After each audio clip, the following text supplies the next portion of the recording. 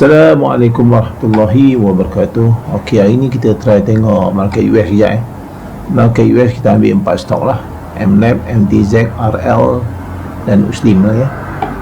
Okey, apa yang saya perhatikan, MLab ni dah ada signal ada momentum. MTZ pun ada momentum sebelum ni, yang saya tanda garisan putih tu momentum buy, ada momentum Jadi tugas kita nak tengok dekat mana dia buat MHB.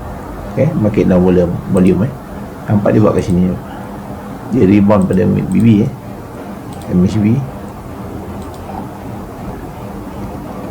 dia rebound pada mid BB, dan dia buat momentum dia ada buat momentum kat sini dan terus naik lah,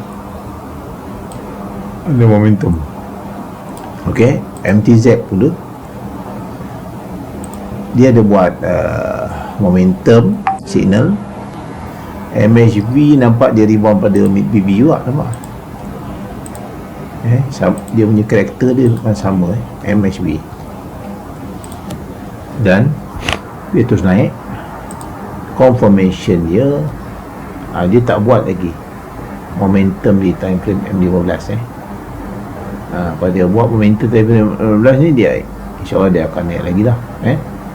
Untuk RL pun sama, hari tu kita detect dia buat momentum. H1 nampak dia rebound pada mid BB juga. Untuk H1 MHB